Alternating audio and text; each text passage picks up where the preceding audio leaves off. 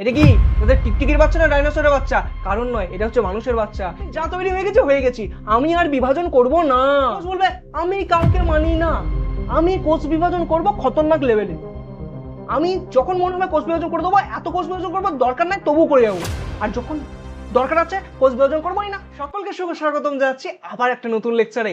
এই লেকচারটা হচ্ছে আমাদের সেকেন্ড চ্যাপ্টার, জীবনের প্রবাহমানতা। এর আগে যে ভিডিওটা আপলোড করেছিলাম বংশগতির ওপর, যেটা 1 ঘন্টা 49 মিনিটের মধ্যে একদম বেসিক্স থেকে শুরু করে একদম মাধ্যমিকের সব কোয়েশ্চেন করতে পারবে এমন লেভেলে তোমাদের করে ছেড়েছিলাম, সকল কনফিউশনকে ক্লিয়ার করে দিয়েছিলাম। সেই ভিডিওটাকে তোমরা যে পরিমাণে ভালোবাসা এই সময় দিচ্ছ, সত্যি অতুলনীয়।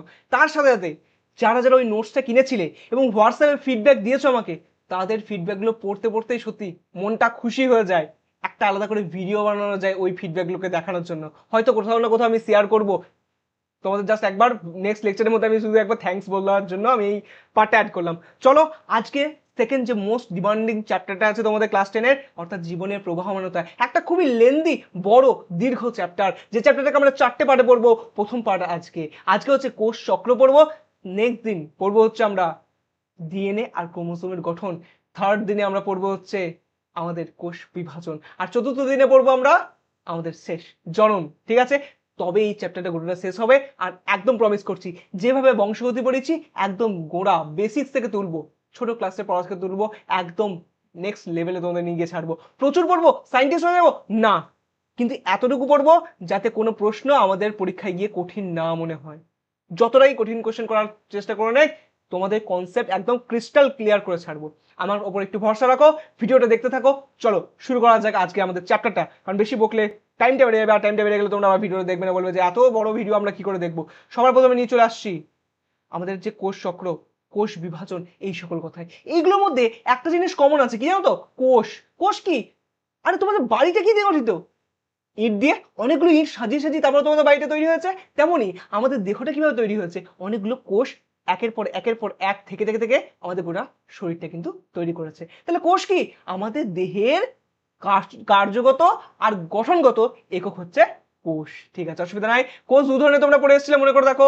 একটা পড়েছিলে প্রোক্যারিওটিক কোষ, একটা পড়েছিলে ইউক্যারিওটিক কোষ। হ্যাঁ, প্রোক্যারিওটিক কোষ কাকে বলেছিলে? যেগুলো অনুন্নত জীবের মধ্যে থাকতো, সবকিছু এখন ঠিকঠাকভাবে গঠিত নয় সেইগুলো, যেমন কিছু ভাইরাস, ব্যাকটেরিয়া, এইগুলো। আর ইউক্যারিওটিক কোষ কোনগুলো?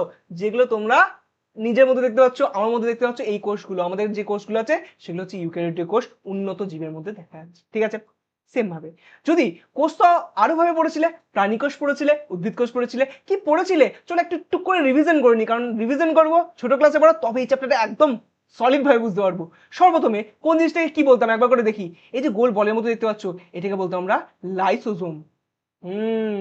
এই যে লাইসোজোম, ঠিক আছে। আচ্ছা, এই যে জিনিসটা দেখতে পাচ্ছ তো, এখানে একটা আছে, এখানে একটা আছে, এখানে একটা আছে, তিনটে জিনিস দেখতে পাচ্ছ। তিনটে থাকে না, অনেক থাকে। ঠিক আছে, আমি শুধু তিনটে এখানে দেখানো আছে। এটা হচ্ছে মাইটোকন্ড্রিয়া। ঠিক আছে, চলো চলো চলো, এই জিনিসটা কি? এই জিনিসগুলো হচ্ছে রাইবোজোম। আচ্ছা, ঠিক আছে। এইখানটায় যে জিনিসটা দেখতে পাচ্ছ, এটাকে আমরা শর্ট ফর্মে আর বলি। মনে আসছে কি? Endoplasmic reticulum. একদম ঠিক। চলো এরপরে যদি আমরা দেখি, এই গোল বড় বড় গোল বলের মতো এই জিনিসটা কি? এই জিনিসটা হচ্ছে আমাদের মেন।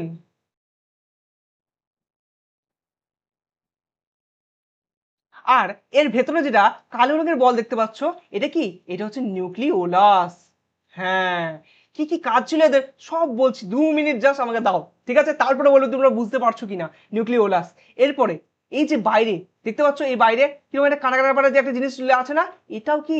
এটাও হচ্ছে এন্ডোপ্লাজমিক রেটিকিউলাম। দাদা তুমি যে বললে এটা এন্ডোপ্লাজমিক রেটিকিউলাম, এর উপরে লিখেছো দেখো, ওটাও বটে এটাও বটে। ভালো করে দেখো, নিচেতে কি গায়ে একটু অমসৃণ টাইপের না, কাটা কাটা পাড়া হয়ে আছে, এটাকে বলি আমরা অমসৃণ এন্ডোপ্লাজমিক রেটিকিউলাম। আর তাহলে ওপরটা কি হবে? মসৃণ এন্ডোপ্লাজমিক রেটিকিউলাম। ঠিক কিনা? একদম ঠিক। চলো, এই সময় কিন্তু আমরা কিন্তু ভালোভাবে আরো একটা জিনিস দেখবো। এই কোষটার মধ্যে একটা জালিকা জালিকা জিনিস আছে, দেখতে পাচ্ছ? এটাকে আমরা বলি ক্রোমাটিন জালিকা। ক্রোমাটিন জালিকা, বা আমরা কিন্তু অনেক সময় নিউক্লিয় জালিকাও বলে দিই। তাই ক্রোমাটিন জালিকা বলা থাক কি নিউক্লিয় জালিকা বলা থাক, একই কিন্তু জিনিস বোঝাবে। চলো এই সময় যদি একটু আমরা পড়ে নিই যে কোনটাকে কি বলে বা কোনটার কাজ কি। দেখো, লাইসোজোমকে তোমরা পড়েছিলে কি? আত্মঘাতী থলি পড়েছিলে না? ইংলিশে যারা পড়েছো সুইসাইড ব্যাগ। ঠিক আছে, পড়েছিল। মাইটোকন্ড্রিয়াকে কি বলেছিলে? Mitochondria is the powerhouse of the cell. Mitochondria হচ্ছে কোষের শক্তিঘর, ঠিক আছে, কোষের শক্তিঘর। তাহলে বলতো যদি এটা কোষের শক্তিঘর হয় তাহলে কি বানায়? এ তো শক্তি বানায়, শক্তি বানায়। আর শক্তিকে আমরা কিভাবে লিখি? শক্তিকে আমরা এরকম এটিপি লিখে লিখি না? এটিপি মানে কি? এডিনোসিন ট্রাই ফসফেট, একদম। রাইবোজোমকে কি লিখতাম? আর রাইবোজোমকে লিখতাম আমরা প্রোটিন ফ্যাক্টরি, ঠিক আছে। তাহলে আমরা বুঝতে পারছি ফ্যাক্টরি যেটা মানে কি? কারখানা, মানে যেখানে কোনো একটা জিনিস তৈরি হয়। তাহলে এখানে কি তৈরি হয়? এখানে আমাদের প্রোটিন তৈরি হয়। বুঝতে পেরেছো কিনা? ঠিক আছে। নিউক্লিয়াস কি?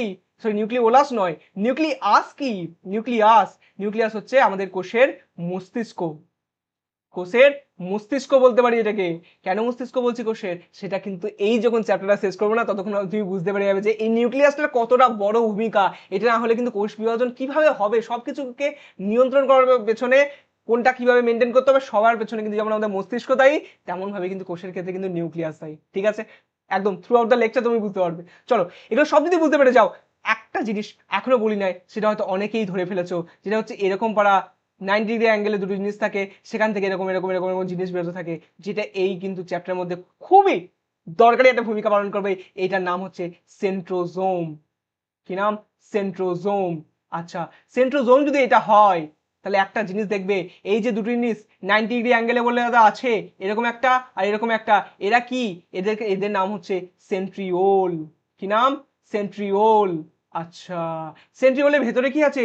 এরকম কিন্তু নল নল নল নল করা জিনিস কিন্তু লম্বা লম্বা হয়ে এর ভেতরে আছে, একসাথে বান্ডেল করা আছে, প্যাক করা আছে। এই ভেতরকার জিনিসগুলোকে বলি আমরা মাইক্রোটিউবিউল। কি বলি? Micro tubule.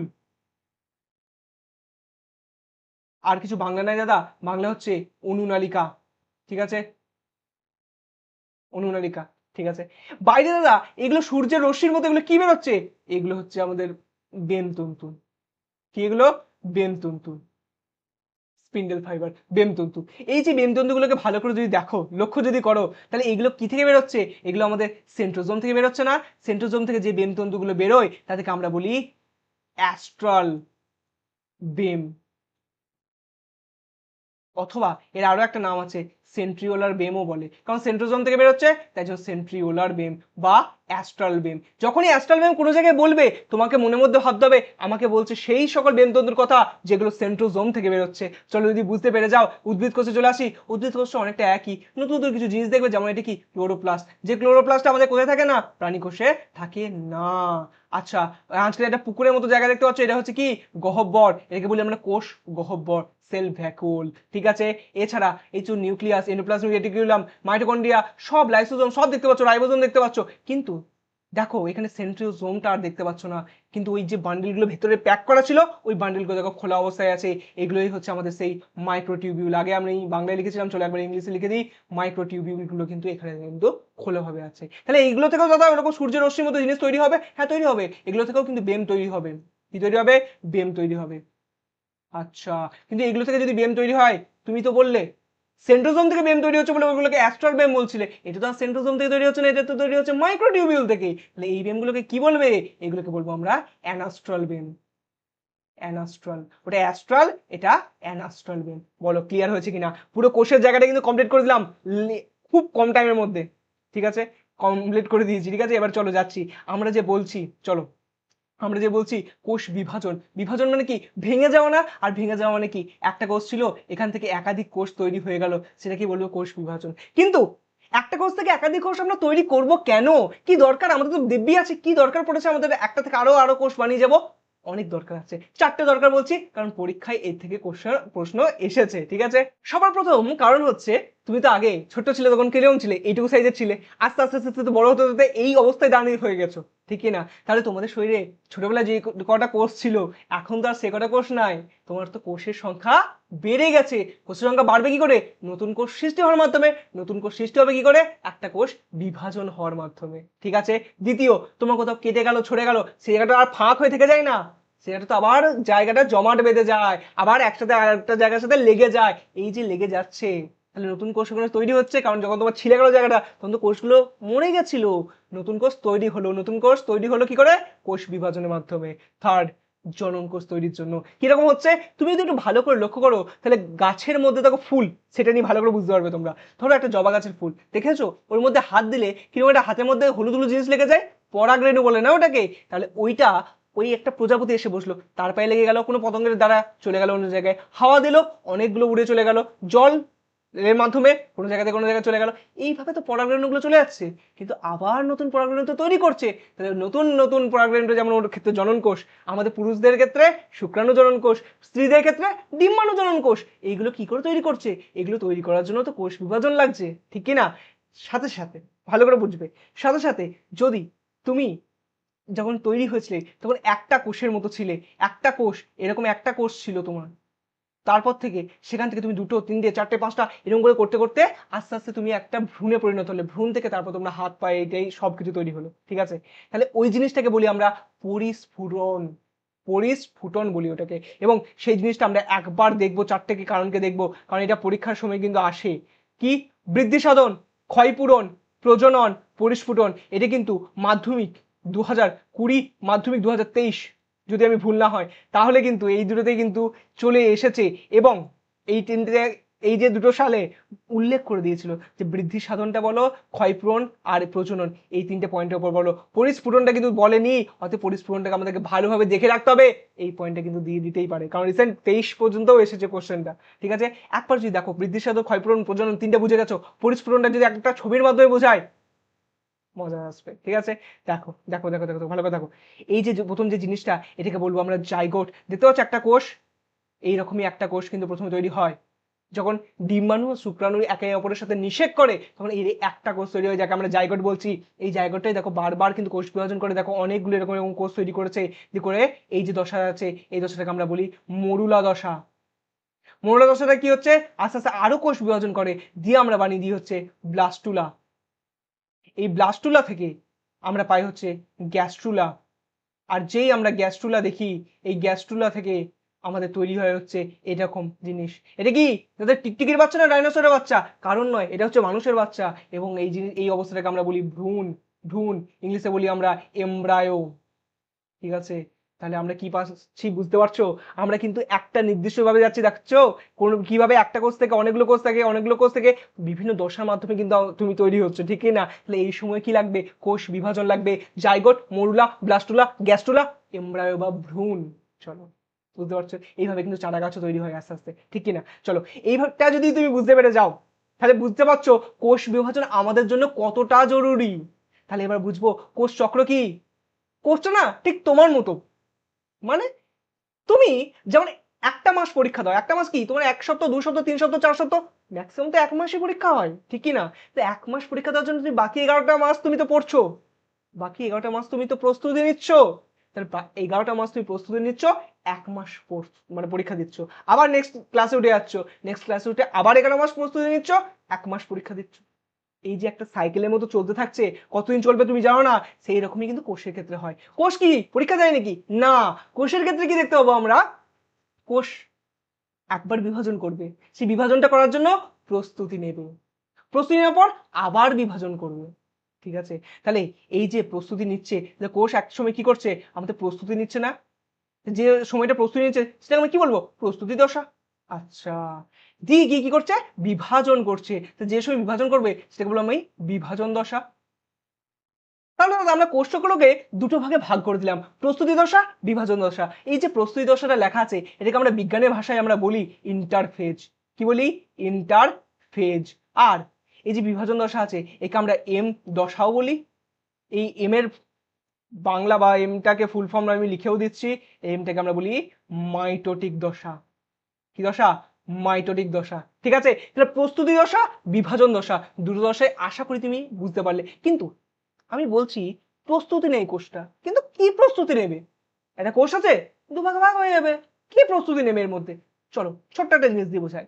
ধরো কাকুর কাছে, মানে তোমার বাবার কাছে কি আছে? 100টি টাকা আছে। আর তুমি, এটা তুমি, আর এটা তোমার ভাই, দুজনের দুটো হাতও আছে, ঠিক আছে? ছবি কিন্তু আমার খতরনাক আগে আমি, ঠিক আছে? এই যে তোমরা দুজন আছো, তোমরা দুজন কি করবে? সিনেমা দেখতে যাবে, সিনেমার জন্য টিকিট কিনবে, কিন্তু টিকিটের প্রাইস হচ্ছে 100 টাকা। এটা হচ্ছে টিকিটটার প্রাইস। যদি টিকিটের প্রাইস যদি 100 টাকা হয়ে যায়, তুমিও যাবে, তোমার ভাইও যাবে, ঠিক না? কেউ বলবে না যে আমি যাব না তুমি চলে যাও, কেউ বলবে না, বলবে আমিও যাব, আমি না গেলে ও যাবে না, ঠিক কি না? তাহলে তোমরা বাবাকে দেখাচ্ছ, আমরা দাদার কাছে পড়েছি, দাদার কাছে পড়ে ভালো রেজাল্ট করেছি, যেতে তো দিতেই হবে, কিন্তু আছে কত টাকা? আছে তো 100 টাকা।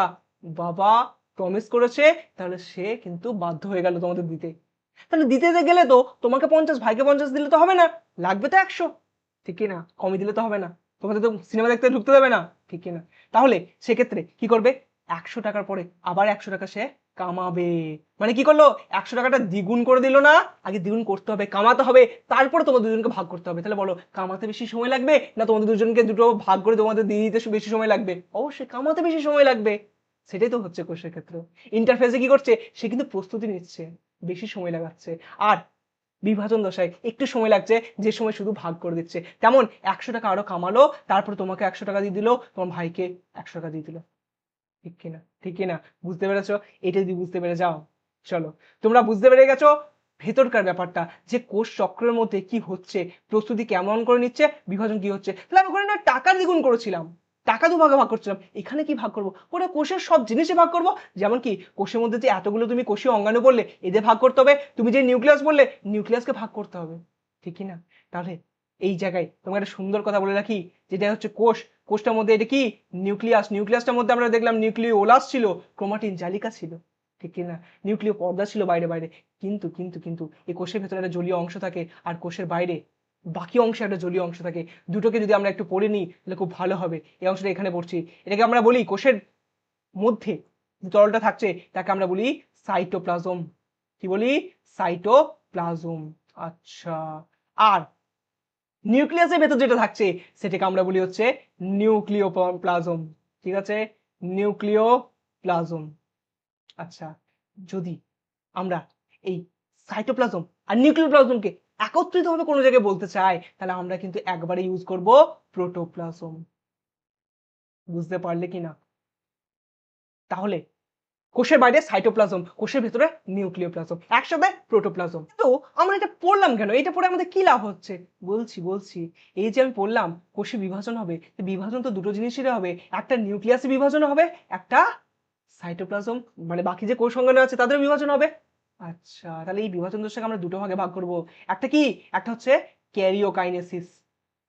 ক্যারিওকাইনেসিস মানে ঠিক বুঝলাম না। বলছি বলছি সব বলবো, তুমি শুধু ওয়েট করো আর দেখে যাও। তোমাকে সব জল ভাত করে দেবো, দায়িত্ব আমি নিয়েছি। তারপরে বইয়ের এক একটা ওয়ার্ড পড়বে, দেখবে প্রত্যেকটা ওয়ার্ড বুঝতে পারছো, বরং এর থেকে দু একটা পয়েন্ট বেশি বুঝতে পারছো, ঠিকই না? হ্যাঁ, চলো। ক্যারিওকাইনেসিস, কাইনেসিস মানে কি জানো? এই যে কাইনেসিস দুটো জায়গাতে, কাইনেসিস মানে কি? ভেঙে যাওয়া, বিভাজন হওয়া।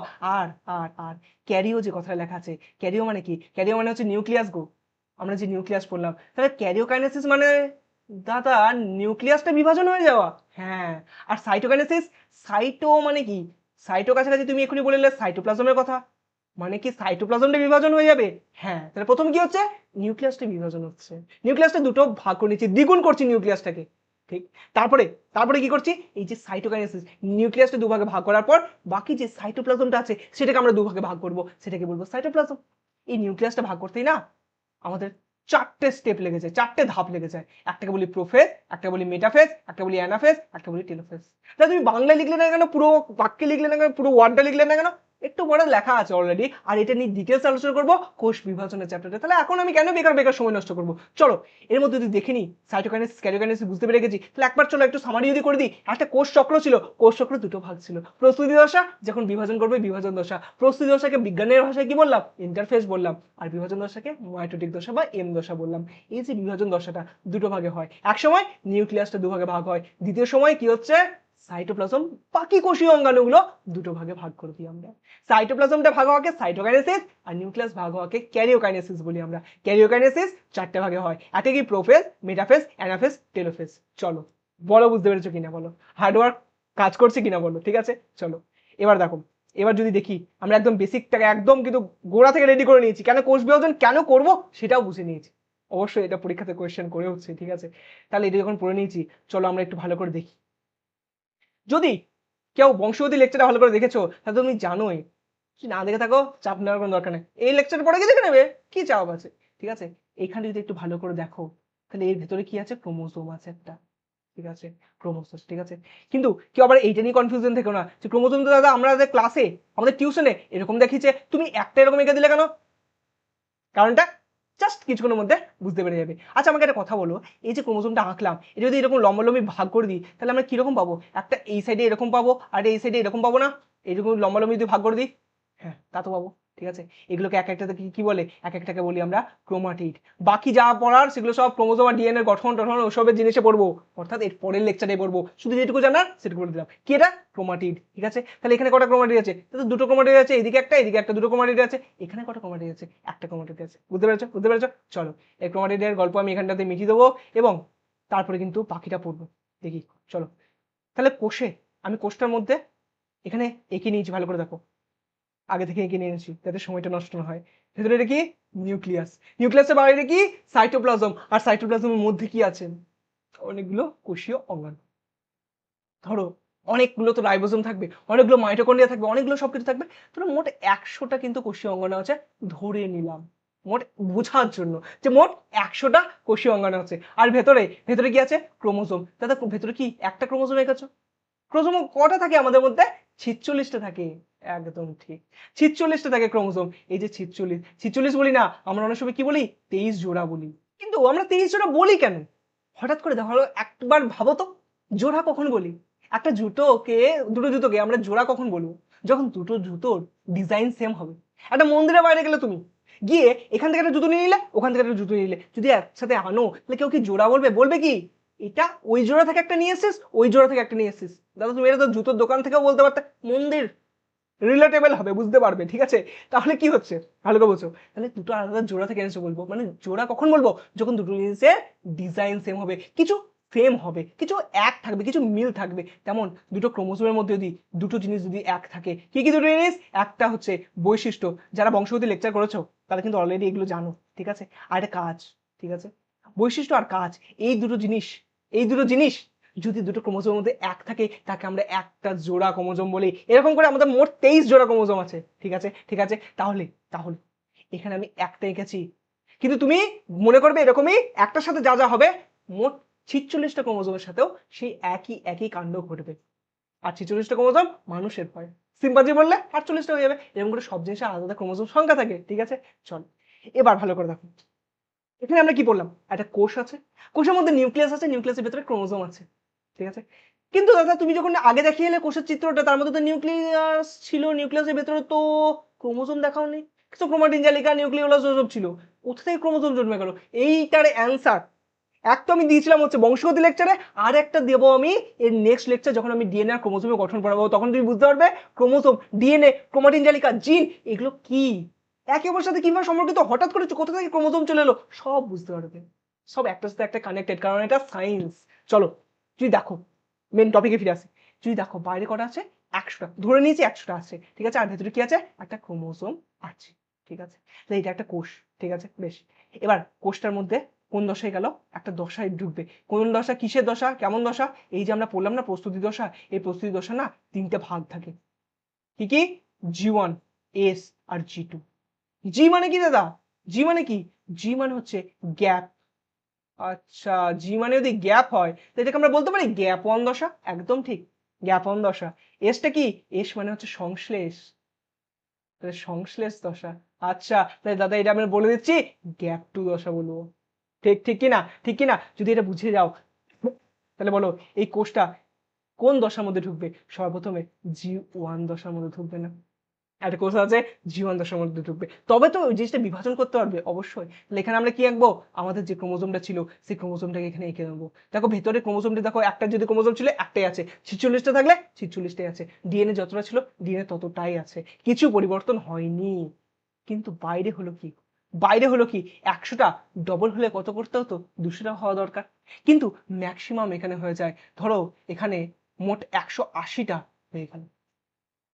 200 হওয়ার দরকার ছিল, কিন্তু ডবল হওয়ার দরকার ছিল প্রত্যেকটা, প্রত্যেকটা কিন্তু এখন ডবল হয়নি, কারণ এখন তো ইন্টারফেস শেষই হয়নি। গোটা ইন্টারফেস জুড়ে, গোটা প্রস্তুতি দশা জুড়ে আমাদের শুধু ডবল ডবল করবো সবকিছু জিনিসকে, নতুন করে সব জিনিস তৈরি করব, প্রস্তুতি নেব। তাহলে এখানে কি হলো, 100টা 200 হওয়ার দরকার ছিল 180, মানে ম্যাক্সিমামই ডবল হয়ে গেল। এটা বুঝতে পারছো কিনা?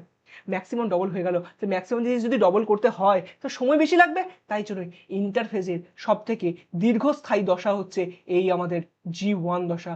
মাথার মধ্যে ঢুকি নাও, সব থেকে দীর্ঘস্থায়ী দশা হচ্ছে G1 দশা। যদি বুঝতে পেরে যাও তাহলে তাহলে তুমি এটাও বুঝতে পারছো নিউক্লিয়াসের ভেতরে কিন্তু কোনো চেঞ্জ হয়নি, শুধু বাইরে বাইরে চেঞ্জ হয়ে গেছে, বাইরে সাইটোপ্লাজমের কোষীয় অঙ্গাণু ডবল হয়েছে। ঠিক আছে, এবার এবার চলে আসবো আমরা এস দশায় বা সংশ্লেষ দশা। দাদা সংশ্লেষ মানে বলেছিলে কিছু তৈরি হওয়া, কি তৈরি হচ্ছে এখানে সব বুঝতে পেরে যাবে। ভেতরে কি ছিল, আমাদের ক্রোমোজোমটা ছিল। চলে একবার টুক করে এঁকে নিই, এই হচ্ছে আমাদের ক্রোমোজোমটা, এরকম ভাবে দেখতে ছিল। ঠিক আছে, তো এরকম বাকি আঁকলে কেন, কারণ আছে। এই ক্রোমোজোমটা আমরা কি করব, এই পাশ থেকে আরো এরকম করে বাড়িয়ে এরকম জিনিস তৈরি করে নেব। আচ্ছা, মানে এই যে ক্রোমোজোমটা আছে আরো এদিকে তৈরি করে নিল। তুমি বলে এলে এটা হচ্ছে একটা ক্রোমোজোম, ঠিক। তাহলে এটা কি দুটো ক্রোমোজোম? না, এটা একটা ক্রোমোজোম। কেন? দেখো, দুটো ক্রোমাটিড যদি একসাথে এক জায়গাতে এরকম করে জুড়ে থাকে, এরকম করে যদি জুড়ে থাকে, যেখানটা কি হচ্ছে সেন্ট্রোমিয়ারের অঞ্চলে যদি এরকম করে জুড়ে থাকে, যতক্ষণ জুড়ে থাকবো ওটাকে আমি একটা ক্রোমোজোম বলবো। আচ্ছা, কিন্তু আবার যে তৈরি হলো, তাহলে আমরা কোন জিনিসটা আবার তৈরি হলো? ক্রোমোজোম তো বলতে দুটো হয়নি, তাহলে কোন জিনিসটা আরো তৈরি হয়ে গেলো, আরো একটা ডুপ্লিকেট কপি তৈরি হয়ে গেল? সেটা হচ্ছে ডিএনএ। ডিএনএ কোথায় আছে? এই ক্রোমোজোমটার ভেতরে আছে ডিএনএ। দেখো এখানে এরকম করে ডিএনএ আছে ভেতরটাতে। আচ্ছা, তো ডিএনএটা ডবল হয়ে গেল, ডিএনএটা ডুপ্লিকেট হয়ে গেল, ডিএনএটা রেপ্লিকেট হয়ে গেল। এই জন্য এইগুলোকে মুছি। এই জন্য এই যে প্রক্রিয়াটা, কোন প্রক্রিয়াটা, ডিএনএ ডবল হয়ে যাওয়ার প্রক্রিয়াটাকে আমরা বলি ডিএনএ ডুপ্লিকেশন। ডিএনএ ডুপ্লিকেশন, আচ্ছা, বা ডিএনএ রেপ্লিকেশন। আচ্ছা, এই ডুপ্লিকেশনকে আমরা অনেক সময় দ্বিতীয়করণও লিখে দিই। আচ্ছা, আর এই রেপ্লিকেশনকে আমরা বাংলায় প্রতিলিপিকরণও লিখে দিই। চারটেই মনে রাখবে, কারণ যে কোনোটা কিন্তু পরীক্ষাতে দিতে পারে, বাংলাতে লিখে দিয়ে দেবে, বুঝতে পারবে না কোনটা বলেছে। ডুপ্লিকেশন দেখ, দ্বিতীয়করণ দেখ, রেপ্লিকেশন দেখ, প্রতিলিপিকরণ দেখ, একই ব্যাপার। ডিএনএটা যা ছিল ডবল হয়ে গেল, ডিএনএটা। ক্রোমোজোম ডবল হয়নি, ক্রোমোজোম যা ছিল একটা ছিল একটাই আছে, 46টা ছিল 46টা আছে, শুধু ডিএনএ ডবল হয়েছে। তাহলে কি হচ্ছে বাইরে, বাইরে কি হচ্ছে, খুব কম জিনিস এবার কিন্তু ডবল হয়েছে। এটা 180 থেকে ধরো 185 হয়ে গেল। আগে কি ছিল, 100 থেকে 180 গেছিল, ম্যাক্সিমাম হয়ে গেছিল, এখন শুধু একটু বাড়লো। ঠিক আছে, একটু কয়েকটা ডবল ডবল হলো। ঠিক আছে, এবার কি হলো, লাস্টে কিন্তু ভেতরে যা হওয়ার কিন্তু হয়ে গেছে কাণ্ড, নতুন করে কিন্তু কাণ্ড হওয়ার কিছু পড়ে নেই, এইরকম যা ছিল হয়ে গেছে। বাইরে কিন্তু এটা হয়ে গেল 200, মানে দাদা বাইরের সব কোষীয় অঙ্গন এবার ডবল হয়ে গেছে। কোথায় হলো, গ্যাপ 2 দশায় হয়ে গেল। তাহলে এই দশায় আর কোনো কাজ হচ্ছে না, শুধু ওইটা ডবল হয়ে গেল সব কোষীয় অঙ্গাণু, আরো কাজ হবে। এই যে ভেতরে কি আছে, নিউক্লিয়াস আছে না, বাইরে কি আছে, কোষ আছে না, সবচেয়ে বেশি বৃদ্ধি হয় এই G2 দশায়। আচ্ছা, G2 দশায় কি হচ্ছে, সব থেকে বেশি বৃদ্ধি হচ্ছে কোষের। ঠিক আছে, যদি এটা হয়ে যায়, দেখো এবার তো কোনো অসুবিধাই নাই। এবার দুটো কোষের মধ্যে ভাগ করো কেন, এবার কি একটা কোষে এই লাল ক্রোমাটিডটা চলে আসবে, তো এটা একটা ক্রোমোজোম বলবো, কারণ আর কিন্তু একসাথে লেগে নাই, আলাদা হয়ে গেছে, আলাদা হয়ে গেছে, মানে এটা একটা ক্রোমোজোম, এটা একটা ক্রোমোজোম, দুটো আলাদা ক্রোমোজোম। আর এই পাশে যেটা আছে সেটা হচ্ছে, এই দিকটা যদি দেখি, এটাকে বলে দেবো আমি কি, আর একটা ক্রোমোজোম। তো দুটো কোষে দুটো ক্রোমোজোম চলে গেল, বাকি এখানে 100 টাকা কিন্তু কোষীয় অঙ্গাণু চলে যাবে, এখানে 100 টাকা কোষীয় অঙ্গাণু চলে যাবে। যেমনটা এখানে ছিল দেখো তেমনটা এখানে চলে এসছে। এটা থেকে আবার কিন্তু G1, তারপর আবার যাবে এস, তারপর আবার যাবে G2। তাহলে বিভাজন হওয়ার পর আবার ঘুরিয়ে কিন্তু কোষ প্রস্তুতি দশায় চলে যাচ্ছে, ইন্টারফেজে চলে যাচ্ছে, বলে একটা সাইকেল তৈরি হচ্ছে। সাইকেলটা তোমরা দেখবে নাকি, সাইকেল যদি দেখো তাহলে এরকম দেখতে হয়। সাইকেলটা কিরকম, G1, তারপরে কিন্তু এস, তারপরে G2, তারপরে কিন্তু এই সকল বিভাজন দশায় আসি, যেখানে prophase, metaphase, anaphase, telophase, cytokinesis. গোটা জিনিসটাকে না নেক্সট লেকচারটা, কোষ বিভাজন লেকচারটা আমি পুরো একদম ছবি গল্পের মতো সাজিয়ে দেবো। শুধু আমাকে একটু সময় দাও, তোমাদের জন্য এই জিনিসগুলোকে প্রিপেয়ার করে আনতে হয়, যাতে আমি এক্সট্রা বেশি বলে না দিই, তোমাদের যতটা লাগবে সেটুকু যেন বলে দিই। ঠিক আছে, বেশি পড়তে হলে তোমরা তো এই মানে বায়োলজি নিয়ে এগোবে তোমরা, কি আছে। চলো এবার দেখো ইন্টারফেজটার মধ্যে তিনটে যে পড়লাম, এইটা তো পড়াওনি আমাদেরকে, G0 দশা বা G0 দশা। এই দশাটা কি দশা, যেটা তুমি পড়ালেই না, বলে দিচ্ছি। G1 দশা পর কোথায় যাচ্ছে, এস দশা যাচ্ছে না। কিন্তু কোন কোষ যদি ভাবে আমি যা তৈরি হয়ে গেছি, আমি আর বিভাজন করব না, এরকম কিছু কিছু কোষ আছে যারা ভাবে, তারা কি করছে, তারা বলবে আমি এস দশায় যাবো না, আমরা যাবো কোথায়, G1 এর পর ডিরেক্ট G0 দশায় চলে যাবো। G0 দশা মানে বিশ্রাম দশা। বিশ্রাম মানে কি, একদম বিশ্রাম নিতে চলে গেছে, আমি আর কাজ করব না, আমি আর বিভাজন করব না। এমন কি কি কোষ আছে, এমন আছে কিন্তু অনেকগুলো কোষ, যেমন আমাদের স্নায়ু কোষ, আমাদের পেশি কোষ, আমাদের যকৃতের কোষ, আমাদের পরিণত আরবিসির কোষ, আরবিসি মানে লোহিত রক্তকণিকার কোষ, ঠিক আছে, আমাদের যে হৃৎপিণ্ড, অ্যাডাল্ট হৃৎপিণ্ড, তার কিন্তু কোষ। এই সব জিনিসগুলো একবার তৈরি হয় ভাই, আর তৈরি হয় না কিন্তু, ঠিক আছে। এটা যদি বুঝতে পারো, এটা যদি বুঝতে পারো, আমরা নেক্সট টপিকে যাওয়ার জন্য পুরোপুরি রেডি হয়ে গেছি, যেখানটাতে আমরা পড়বো কোষচক্রর কি, কোষচক্রর যে সংজ্ঞাটা, যেটা নিয়ে অধিকাংশ জন কিন্তু মাথা ঘামিয়ে বসে থাকে। এটা আসতো অনেকদিন আগে, 10 সালে 15 সালে এসছে মাধ্যমিকে, কিন্তু কিন্তু আমাদের একবার পড়ে রাখতে হবে, কারণ আমরা এতটা কষ্ট যখন কোষচক্রটা বুঝেছি, একবার ঝালিয়ে দেখবো না আমরা বইয়ের ভাষা বলতে পারছি কিনা। কোষ বিভাজন হলো, বিভাজনের পর কোষের বৃদ্ধি হবে, আর তারপরে আবার পরবর্তী বিভাজনের জন্য সে আবার প্রস্তুতি নেবে। এই যে সময়টা হচ্ছে, তার যে এই যে সাইকেল, মানে এই যে পর্যায়ক্রমিক আবর্তন, এই আবর্তনটাকেই বলছি আমি কোষচক্র। একটা কোষ বিভাজন, কোষে বৃদ্ধি হলো, প্রস্তুতি নিল, আবার কোষ বিভাজন, আবার বৃদ্ধি, আবার প্রস্তুতি, এই যে জিনিসটা, এইটাকেই বলবো আমরা কোষচক্র। এই যে পর্যায়ক্রমিক আয়তন, এই যে সাইকেল, এই যে চক্র, এটাকেই বলবো আমি কোষচক্র। কোষচক্রের গুরুত্ব কি, কি দরকার আছে কোষচক্র, বুঝতেই পারছি কি কি ডবল হচ্ছিল, ডিএনএ আরএনএ সব ডবল হচ্ছিল, প্রোটিনের পরিমাণ বৃদ্ধি পাচ্ছিল, পাচ্ছিল তো, ঠিক এই সময়, এই সময় এই যে বিভিন্ন কোষীয় অঙ্গাণুর সংখ্যা বৃদ্ধি হয়ে যাচ্ছিল, কোন সময় সব থেকে বেশি বৃদ্ধি হচ্ছিল, জি1 দশায়। আর কোষ আর নিউক্লিয়াসের পরিমাণ সব থেকে বেশি বৃদ্ধি কখন হচ্ছিল, জি2 দশায়। সব থেকে দীর্ঘস্থায়ী দশা কোনটা, জি1 দশা। তোমরা রেডি করে দিচ্ছি একদম শর্ট কোশ্চেনে অ্যান্সার করার জন্য, শুধু নিজের উপর ভরসা রাখো, তুমিও পারবে, একসময় পারতে, এখনো পারবে। চলো এবার, এবার এই জায়গাটা থার্ড পয়েন্টটা আমরা একটু পরে বুঝতে পারবে। এখন তো পড়তে তো বেরিয়ে যাচ্ছ কি কি লেখা আছে, কিন্তু আমরা এটাকে পরে বুঝবো, ঠিক আছে। আর পড়ার দরকার পড়বে না, এটা তোমার মাথার মধ্যে ছেপে যাবে, কারণ এটা নিয়েই কিন্তু মাধ্যমিক অনেকগুলো বছরে প্রশ্ন করেছে। একে একে আমরা দেখছি, ঠিক আছে। চলো চলো, যদি একবার ভালো করে দেখি ইন্টারফেসে কি কি জিনিস তৈরি হয়, এটা কিন্তু আমাদের কোশ্চেন করে দিয়েছিল মাধ্যমিক 18 সালে। কি কি জিনিস তৈরি হয়, ডিএনএ তৈরি হয়। ডিএনএ কোথায় থাকে, দাদা তুমি এক্ষুনি বলে এলে ডিএনএ থাকে হচ্ছে নিউক্লিয়াসের মধ্যে, কিন্তু বলেছো যে নিউক্লিয়াসের মধ্যে যে ডিএনএ থাকে, ক্রোমাটিন জালিকা থাকে, এগুলোর মধ্যে কি সম্পর্ক তুমি নেক্সট লেকচারে বোঝাবে। আরএনএ কোথায় থাকে, আরএনএ তো ডিএনএ যেমন থাকে নিউক্লিয়াসে, নিউক্লিয়াসও থাকছে না, তো বাইরে থাকবে, নিউক্লিয়াসের বাইরে অংশকে কি বলছিলাম, সাইটোপ্লাজম বলছিলাম, সাইটোপ্লাজমের মধ্যে থাকবে এটা। আচ্ছা, এটিপি, এটিপির ফুল ফর্ম কি, এটিপি মানে কি শক্তি, শক্তি শক্তি শক্তি শক্তি শক্তি শক্তি কোথা থেকে তৈরি হচ্ছে, মাইটোকন্ড্রিয়া। তাহলে এটিপি তৈরি হবে কোথায় থেকে, মাইটোকন্ড্রিয়া থেকে তৈরি হবে। বলো রিভিশন হচ্ছে কিনা বলো। একে তো ছোট ক্লাসে পড়ালাম তোমাদের, আগে রিভাইজ করে শুরু করলাম, তারপর আবার সেটাকে ঘুরিয়ে রিভিশন করাচ্ছি, বুঝছো খাটনি লাগছে। এবার দেখো হিস্টোন প্রোটিন, হিস্টোন প্রোটিন কেমন হয়, আম্লিক হয় দাদা। আর হিস্টোন প্রোটিন যদি আম্লিক হয়, এটা একমাত্র তারাই জানো যারা বংশগতি লেকচার করছে। বারবার আমি বংশগতি লেকচারটাকে স্পন্সর করছি, যাই হোক, কারণ ওই লেকচারের মধ্যে আমি অনেকটা খেটে করে অনেক কিছু বুঝিয়েছি, ঠিক আছে। এই যে হিস্টোন প্রোটিনটা আম্লিক হয়, আমরা 5 রকমের পড়েছিলাম না, 5 রকমের কি কি, H1, H2A, H2B আর H3, H4, 5 প্রকারের বলেছিলাম। যদি হিস্টোন প্রোটিন আম্লিক হয়, টকটক খেতে হয়, তাহলে কি হবে, নন হিস্টোন প্রোটিন কেমন, ক্ষারীয় হবে, ক্ষারীয়।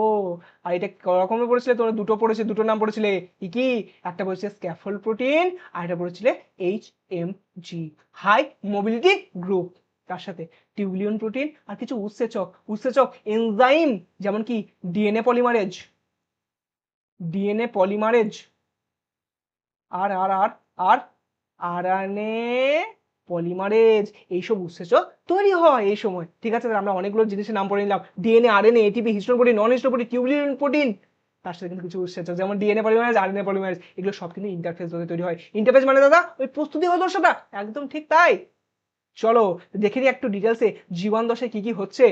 জীবন দশায় কি হচ্ছে, প্রাক সংশ্লেষ দশা। কেন প্রাক সংশ্লেষ দশা, প্রাক মানে কি আগে, মানে এরপরে কোন দশা আসবে, এস দশা আসবে না, তো সংশ্লেষ দশার ঠিক আগেরটা হচ্ছে জীবন দশা। যেমন তোমরা ক্লাস 9-এ পড়তে কি বলতে, প্রাক মাধ্যমিক, ঠিক না, বুঝতে পারছো, কানেক্ট হচ্ছে মেন রিয়েল লাইফের সাথে। চলো এবার প্রচন্ড গরম পড়েছে, ঘেমে যাচ্ছি পড়াতে পড়াতে, ঠিক আছে। চলো দেখি এই সময় আমরা পড়ছি কি, জীবন দশায় কি হচ্ছে, আমাদের মাইটোকন্ড্রিয়া, ক্লোরোপ্লাস্ট, ইয়ার মানে এন্ডোপ্লাজমিক রেটিকুলাম, গলগি বডি, এইসব জিনিস গঠিত হয়ে যাচ্ছে। বিভিন্ন আরএনএ তৈরি হচ্ছে, এমন এমআরএনএ, টিআরএনএ, আরআরএনএ, এগুলো কি, এম মানে মেসেঞ্জার আরএনএ, টি মানে ট্রান্সফার আরএনএ, আর মানে রাইবোজোমাল আরএনএ। এই ফুল ফর্ম গুলো মনে রাখার দরকারই নাই, তুমি বলবে বিভিন্ন আরএনএ, শুধু মনে রেখে দেবে 3টে লেটার, এম, টি, আর, আর ঠিক আছে, এই তিনটে মানে যে লেটারটাকে স্মল লেটারে লিখবে, তারপর আর লিখে দেবে, আর কিছু মনে রাখার দরকার নেই। বলে দিয়েছি তোমাদের যেটুকু মনে রাখা, কাজ কি না কি সব ক্লাস 12-এর ডিটেলসে আছে। ঠিক আছে, চলো এর সাথে এটিপি, প্রোটিন, এগুলো সব কিন্তু তৈরি হবে কোথায়? জীবাণ দশায়। এই সময় কোষ আর নিউক্লিয়াসের বৃদ্ধি ঘটবে। ঠিক আছে, ডিএনএ পলিমারেজ, আরএনএ পলিমারেজ তৈরি হবে। এই সময় বৃদ্ধি ঘটছে, কিন্তু সর্বাধিক বৃদ্ধি কখন ঘটবে? জিটু দশায় গিয়ে দেখবো। আর এইখানে কি সব লেখা আছে এই জিনিসটা আমরা তো পড়েই নাই। চলো একবার এই জিনিসটা আমি তোমাদের বলে দিই, তারপরে কিন্তু বলবো। দেখো জীবাণ দশায় কি ছিল, কটা ক্রোমাটিড ছিল বলতো? তো দেখতে তো পাচ্ছি জীবাণ দশায় একটাই ক্রোমাটিড আছে, ঠিক কিনা? যদি একটাই ক্রোমাটিড থাকে, তাহলে এটা একটা বিশেষ নাম বলবো আমি। কি বলবো দেখো, এককে আমরা কি বলি?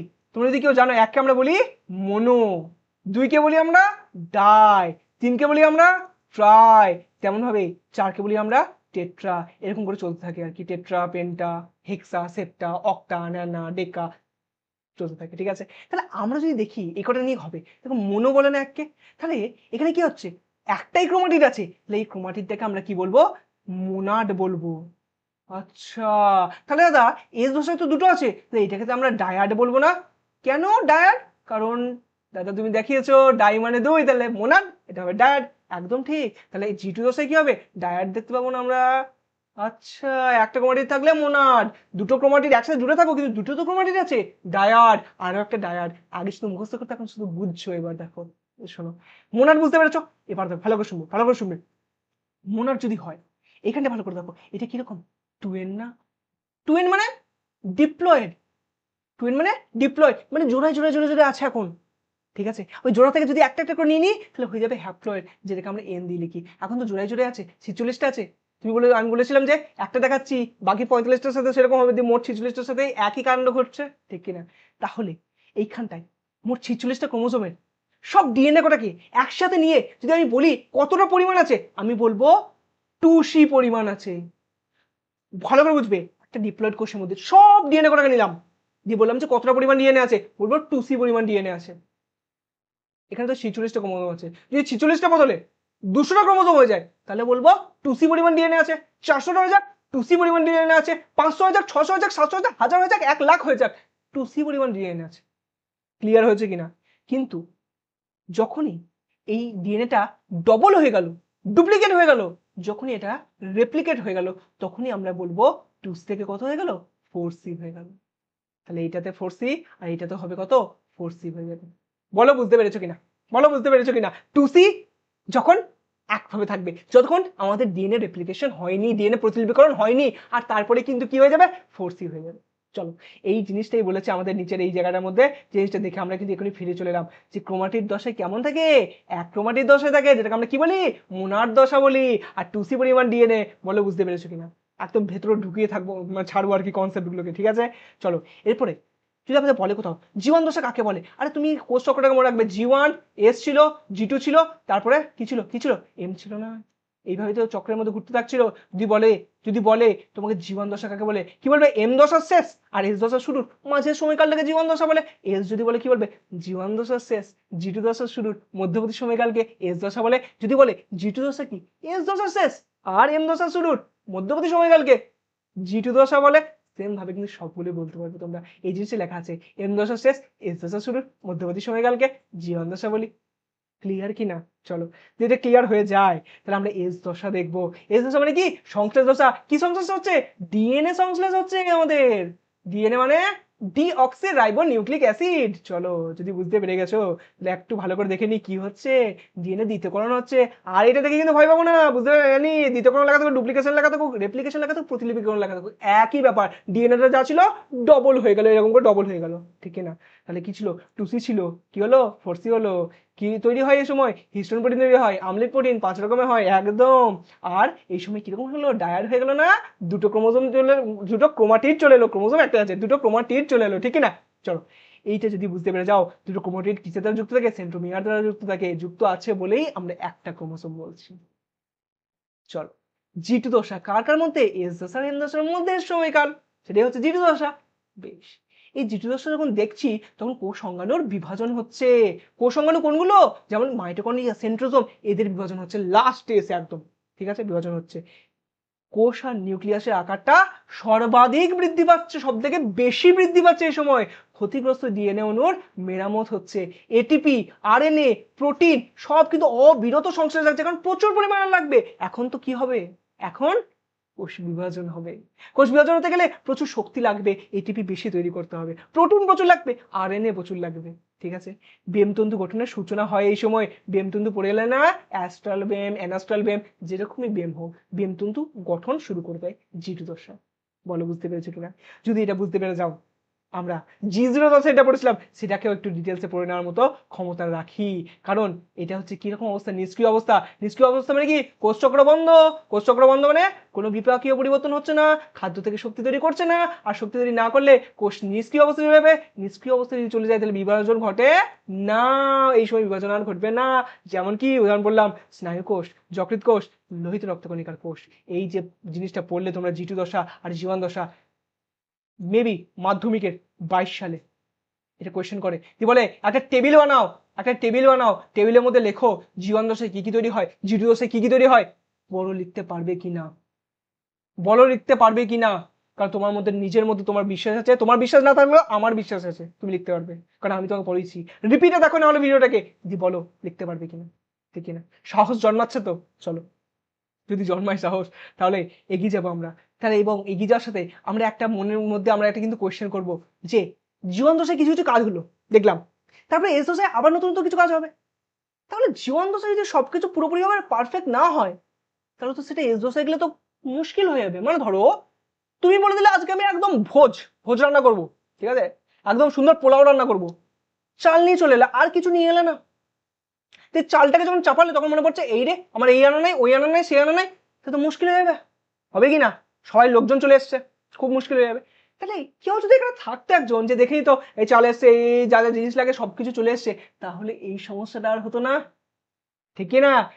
তখন তাহলে এই যে একজন ছিল, এই জিনিসটা কোষের ক্ষেত্রে না থাকলে তো কোষেরও সমস্যা।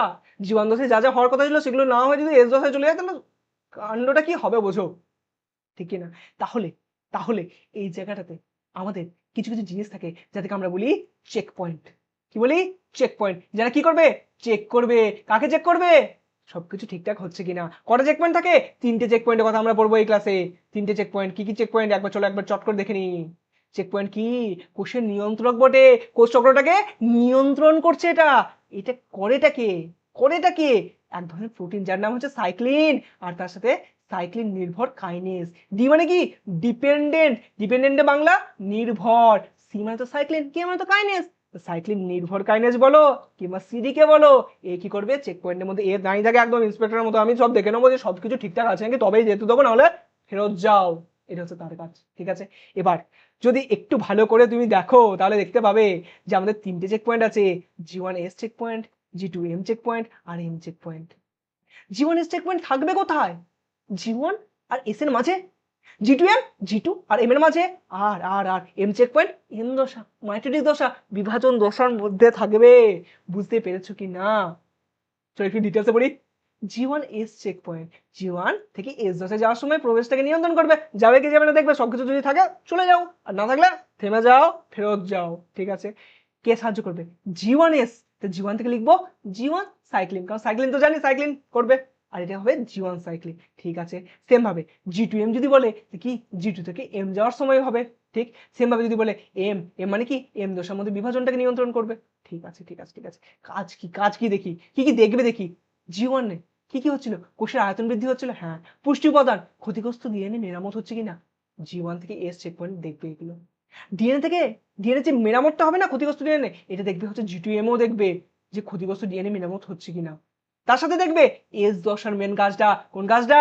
ডিএনএ রেপ্লিকেশন কাজটা, এটাই তো মেন কাজ এস দশার, ওইটা ঠিক করে হচ্ছে কিনা দেখবে। আর এম চেক পয়েন্ট কি করবে? সে তো কি বলবো, মাইটোটিক সাইক্লিন, কারণ এম মানে কি ছিল? মাইটোটিক দশা পড়ে এলে এম মানে মাইটোটিক, তাহলে মাইটোটিক সাইক্লিন কি দেখবে? আমাদের দেখবে হচ্ছে প্রেমতন্তু ঠিকঠাক গঠন হয়েছে কিনা, তার সাথে সেন্ট্রিওমিয়ারে ঠিকঠাক যুক্ত হচ্ছে কিনা, এই সব জিনিস চেক করবে, ঠিক আছে? যখনই আমাদের এই জিনিসগুলো হয়ে যাবে, তখনই আমরা পড়তে পারবো যে যদি চেক পয়েন্ট না থাকে তাহলে কি কাণ্ডটা হবে, সেটা আমরা এবার পড়বো।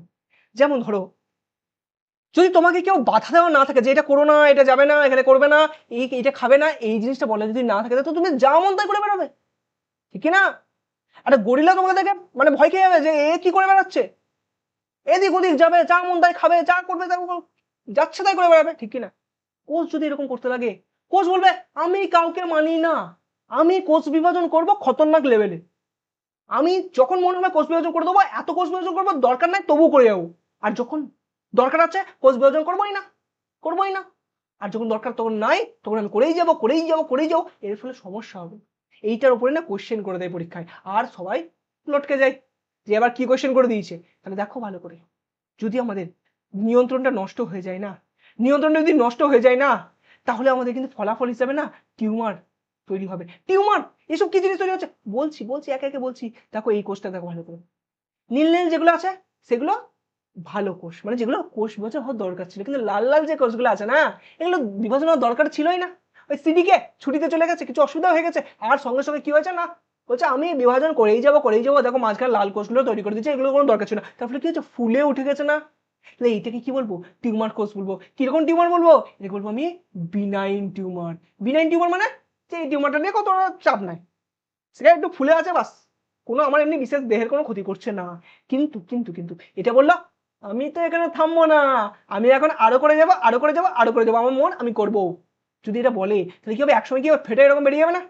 বাইরে ফেটে বেরোলেও তো ঠিক আছে, ভেতরে যদি টিউমার হয় তাহলে একদম ডিরেক্ট রক্তের সংস্পর্শে চলে আসবে না, আর রক্তের যদি একবার সংস্পর্শে চলে আসে গোটা দেহে ছড়িয়ে যাবে না। আর রক্তের মাধ্যমে টিউমার কোষের দেহে ছড়ানোকে আমরা একটা বিশেষ কথা বলি, আমরা বলি মেটাস্ট্যাসিস। মাথায় রাখো, মেটাস্ট্যাসিস কাকে বলি, টিউমার কোষগুলোর রক্তের মাধ্যমে গোটা দেহে ছড়িয়ে যাওয়ার ঘটনাকে মেটাস্ট্যাসিস বলি। যদি এটা বুঝতে পেরে যাও তাহলে তুমি এটা বুঝতে পারবে এই টিউমারটা আর বিনাইন টিউমার থাকলো না, ক্ষতিকার মানে একদম খতরনাক ক্ষতিকর টিউমার হয়ে গেছে, এটাকে আমরা বলে থাকি ভালোবেসে ম্যালিগন্যান্ট টিউমার। এটা নয় বেরিয়ে গেল গোটা দেহে ছড়িয়ে গেল, তো সমস্যাটা কি হবে বাবু, ক্যান্সার হয়ে যাবে, বুঝলে? এবার তো সমস্যা বুঝতে পারছো কি হবে। ক্যান্সারটা কোথা থেকে হয়, ম্যালিগন্যান্ট টিউমার থেকে হয়, বিনাইন টিউমার থেকে যখন আরো অনিয়ন্ত্রিতভাবে বিভাজন হতে থাকে তখন হয়। তো সেটাকে আমাদের গুছিয়ে লিখতে হবে, কিভাবে লিখবো, ফ্লোচার্ট হিসাবে।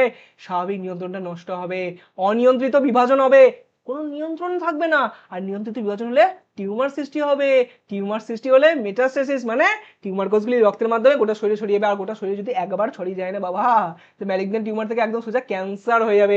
এটাই কিন্তু বারংবার পরীক্ষা করেছে এবং 2024 সালে পর্যন্ত এটা পরীক্ষায় এসেছে, বুঝতে পারছো? রিসেন্ট ইয়ারের কথা বললাম, আগে তো 18 সালে 22 সালে এরকম এসেছে, মেন 2024 ইম্পর্টেন্ট আছে। এখানে আমি তোমাকে কয়েকটা কোয়েশ্চেন দেখাচ্ছি, এরকম যতটা পড়ালাম না আমি সবটাই মাধ্যমিকের একদম যে যেভাবে কোয়েশ্চেন এসছে সেই জিনিসটাকে লেভেলটাকে দেখে কিভাবে উত্তর লিখবে সেই জিনিসটা মুখস্থ করানোর মধ্যে দেখে। এই যেমন আমি এটা ফ্লোচার্ট দিয়ে পড়ালাম না, তোমার যদি একবার বলা হয় যে তুমি চোখ বন্ধ করে বলো কি হবে স্বাভাবিক নিয়ন্ত্রণ নষ্ট হলে, স্বাভাবিক নিয়ন্ত্রণ নষ্ট হয়ে গেল। যদি একবার নষ্ট হয়ে যায় অনিয়ন্ত্রিত কোষ বিভাজন ঘটবে, একবার যদি অনিয়ন্ত্রিত কোষ বিভাজন ঘটে কি সৃষ্টি হবে, টিউমার সৃষ্টি হবে, প্রথমে বিনাইন টিউমার, আরো কোষ বিভাজন হয়ে যাবে, তারপরে ম্যালিগন্যান্ট টিউমার, ম্যালিগন্যান্ট টিউমার থেকে ক্যান্সার তৈরি হবে। কেন, ম্যালিগন্যান্ট টিউমার তো মেটাস্টেসিসের মাধ্যমে গোটা দেহে ছড়িয়ে দেবে জিনিসটাকে। এই থাকো, তোমার গোটা জিনিসটা দেখো মাইন্ডের মধ্যে চলে এলো, পড়ার একটা ধরন থাকে, সেই ধরনে আমি কিন্তু এইখানে তো শুধু পড়ালাম, গোটা নোটসটা তৈরি করেছি তোমাদের জন্য এইভাবে, কারণ আগের নোটসটাকে তোমরা এতটা ভালোবাসা দিয়েছো। এইটা হচ্ছে জীবনের প্রভাবনাতার নোটস, পুরো চ্যাপ্টারটার নোটস, একদম চারটে যে লেকচার পড়াবো সেই গোটা চারটে লেকচারের নোটস, চারটে লেকচারের নোটস, তুমি বুঝতে পারছো চারটে লেকচারের নোটস কত দাম হতে পারে, কত দাম হতে পারে, কি কি ফিচার্স আছে শুনলে একবার শুনে তুমি তো স্কিপ করে যাবে, তার থেকে ভালো একবার শুনে নাও কি কি ফিচার্স আছে। বিগত 10 বছরের প্রত্যেকটা কোয়েশ্চেনকে আমি সলভ করে দিয়েছি, যেগুলো তোমরা লিখতে অসুবিধা বোধ করো, একদম টু দি পয়েন্ট অ্যান্সার লিখেছি, যতটুকু না লিখলেই নয়, আর একদম সহজ ভাষায় লাইন টু লাইন অ্যান্সার লিখেছি। বিশেষ করে জনগণের ওই জায়গাগুলো, যে জায়গাগুলো মুখস্থ করতে তোমাদের অবস্থা খারাপ হয়েছে কিনা। তার সাথে আমার কিছু মজাদার এরকম এরকম ছবি আছে, যে ছবিগুলো দেখতে পাচ্ছ, যেমন এগুলো ছবিগুলো তৈরি করেছি এরকম এরকম ছবি ঠেসে দিয়েছি ওর মধ্যে, যাতে পড়তে পড়তে তোমাদের বোর না লাগে। এরকম তোমরা নিতে পারো, একটা জায়গায় প্রিন্ট করে নিতে পারো, যেমন ব্ল্যাক এন্ড হোয়াইট প্রিন্ট করে নিয়েছি, এবং প্রিন্ট করে নিয়ে পড়তে পারো, ফোন থেকে পড়তে পারো, পিডিএফ থেকে পড়তে পারো, কিন্তু পড়তে হবে। কেন জানো, কারণ এটার প্রাইস তুমি কত গেস করো কত হবে, কারণ আগের যে বংশগতির লেকচারের নোটসটা তোমরা যেভাবে ফিডব্যাক দিয়েছো আমি মোটিভেট হয়ে গেছি ভাই, কারণ তোমাদের জন্য আরো ভালো নোটস বানাতে হবে, আমার কাছে প্রেসার চলে এসছে। এবং আগে নোটসে আমি প্রাইস রেখেছিলাম হচ্ছে 39 টাকা, বংশগতি নোটসটা, তাতেই তোমরা এত ভালোবাসা দিচ্ছ, তোমাদের জন্য এই নোটসটা থাকুক 29 টাকাতে। আমি যেমন প্রাইসটাকে কমাচ্ছি না, তোমাদেরকে একটা প্রমিস করতে হবে ভাই, আমি চাইছি না যে এই নোটসটা সবার কাছে থাকুক, সবাই পড়ুক, সবাই পড়ে একদম টপার হয়ে যাক। তুমি যদি এই টাকাটা ইনভেস্ট করছো তাহলে তুমি জানবে ফ্রি নোটস তো অনেক অনেক অ্যাভেলেবেল আছে। ফ্রি নোটস যদি একবার পড়ো না তো মনে হবে যে ঠিক আছে বেশ পড়লাম টড়লাম রেখে দেবে, এক পাশে ফোল্ডারে পড়ে থাকবে। কিন্তু তুমি যদি নিজের টাকা একটু খরচা করো তাহলে তোমার মনে হবে যে পড়তে হবে, এই বোধটা তোমার মধ্যে তৈরি হবে। আর এই বোধটা যদি একবার তোমার মধ্যে তৈরি হয়ে যায় তুমি পরীক্ষায় ভালো রেজাল্ট আনবেই, আনা থেকে তোমাকে কেউ থামাতে পারবে না। আর তুমি যদি একবার নিয়ে আসো, কে খুশি হবে, কে কে খুশি হবে না বলো, তোমার বন্ধুরা ছাড়া, ঠিক আছে? বেশ, নোটসটাকে পড়বে, নোটসটাকে পড়বে। এইটা কিভাবে পে করবে, কিভাবে করবে, একটা নাম্বার আছে যেটা ডেসক্রিপশন বক্সে পেয়ে যাবে, ডেসক্রিপশন বক্সে যাও, হোয়াটসঅ্যাপ নাম্বারটা গিয়ে হোয়াটসঅ্যাপ করো, কিউআর কোড পেয়ে যাবে, পেমেন্ট করো, সঙ্গে সঙ্গে নোটস তোমার হাতে, এবং পড়াটা তোমার একদম মগজের ভেতরে। তারপর তো লেকচারগুলো আছেই, যার মধ্যে আমি ডিটেলস আলোচনা করেই যাব। এখানে তো মাধ্যমিকের প্রত্যেকটা কোন কোন মাধ্যমিক ইয়ারে আছে সেটাও তো বলি নাই, ওর মধ্যে পুরো একদম সুন্দর করে লেখাও আছে, রং চঙে নোটস বানানো আছে। তুমি চাপ নিচ্ছ কেন, যাও পড়ো, বেশি লেকচার বড় করবো না, অলরেডি বড় হয়ে গেছে, তখন বলতে 1 ঘন্টা দাদা লেকচার দিয়ে দিচ্ছে কোর্স চক্রে। বাই।